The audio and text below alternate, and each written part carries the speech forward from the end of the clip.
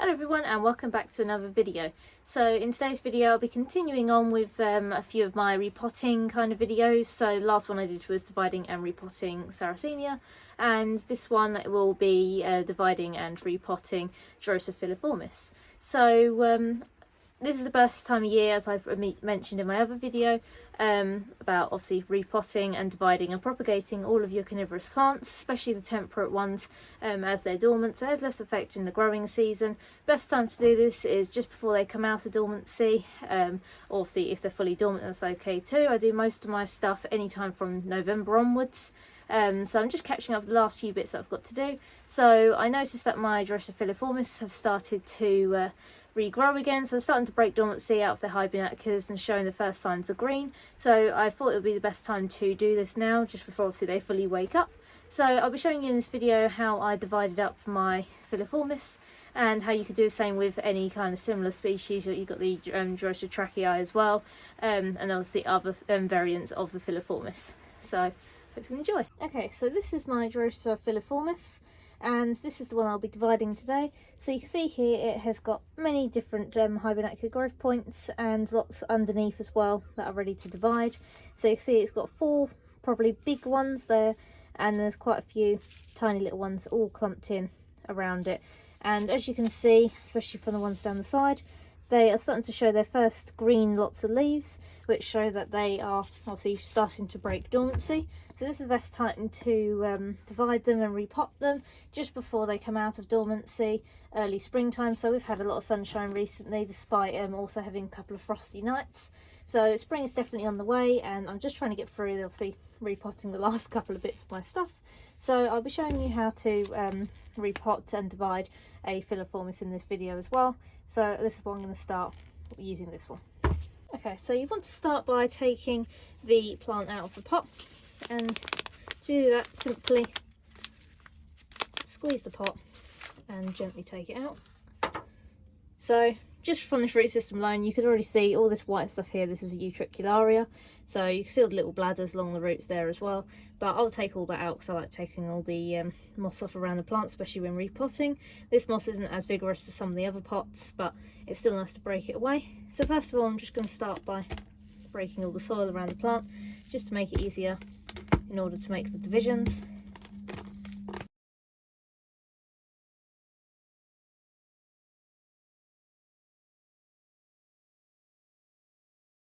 Okay, so once you've broken all the soil up just a bit, just so it's a little bit looser, like so, I've also taken out the couple of Drosera capensis which had grown just like weeds in there, and I'm simply just going to start looking at the plant, getting my 2 thumbs like that, and then I'm going to select one. So I'm going to try and take this one out here and just very, very carefully prise it away from the plant. So you can see the roots of the plant that are here, and you simply just need to split up the roots there, and then you'll be able to get separate clumps. So I've taken this one away as a clump. I was going to take them out individually, but I'm going to start by just taking them as clumps. It might be easier. So I've got 2 big clumps here. So if I just put this one to the side 1 second, and then I'm going to see there. Now it's easier to take this one away. There you go, simply like that. And then this got a really nice long root system, and that is an individual hibernacula for my filiformis. So that'll grow into a lovely plant this year. Nice specimen, nice size as well. And I can take as many as I want, so I might take a couple and I might leave this one as the main clump, or vice versa. I actually might take this one apart and then leave these 3 big ones as a nice plant. I do quite like having a clump of the filiformis, just as a kind of nice little you know, clump of plant to see, especially if they got really tall long leaves. So it's just kind of nice as a specimen back piece along the greenhouse.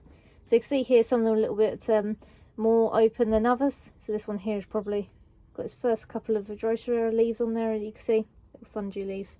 And I'm simply just going to continue the same, using my thumbs to break it away from the plant, like that.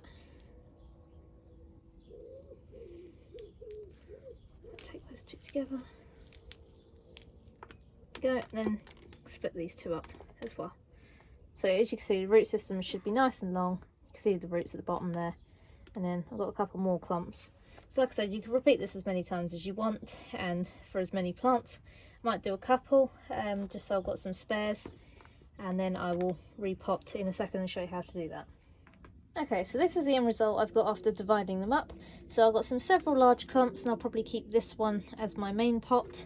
And then I've got several little ones. Some of them are individual, but with lovely long root systems. And then some of them have several still in, obviously, their clump. And some of them, obviously, are larger specimens. So I've got different sizes and obviously different growth lengths as well. So I'll just make up a compost mix, and then I'll show you how I pot these up. Okay, so I've made up a mix, and this mix is simply just peat and perlite as a standard form. So it's about in a 50-50 kind of ratio to peat to perlite.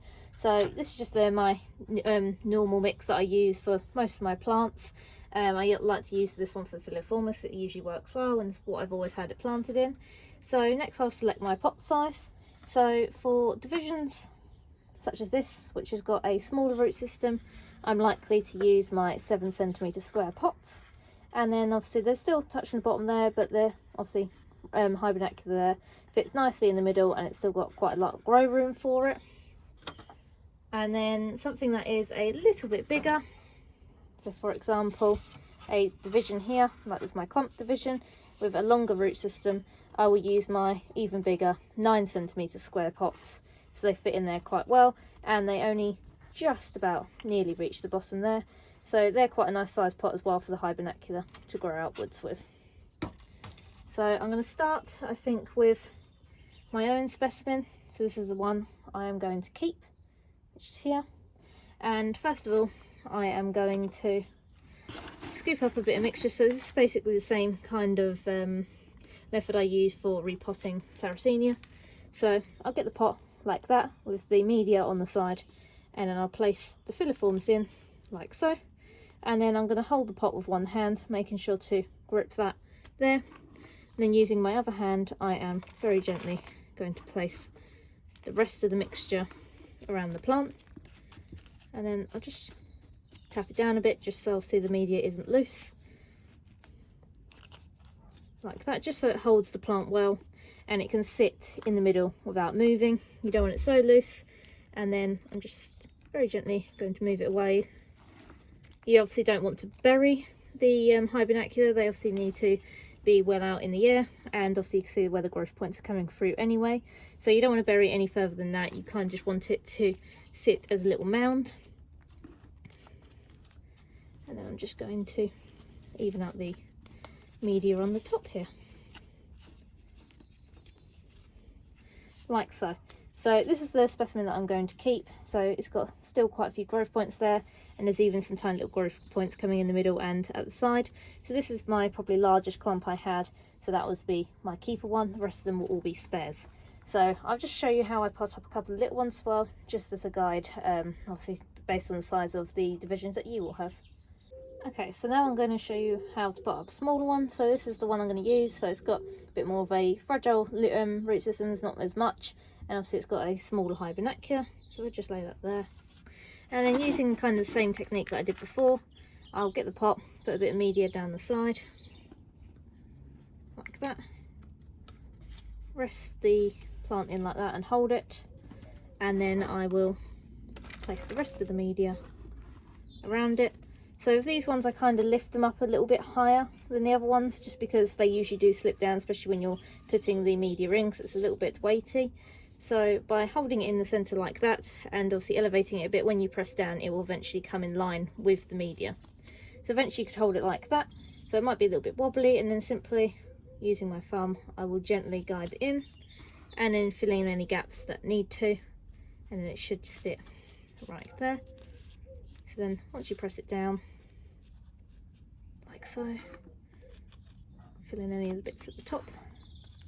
Obviously you don't want to bury the hibernacula, and it doesn't matter if you get any media on top of the hibernacula either. You could just simply wash it off afterwards by overhead watering, just so the media is fully soaked through, and afterwards just use your simple tray method in order to obviously keep them moist, especially when the weather starts warming up.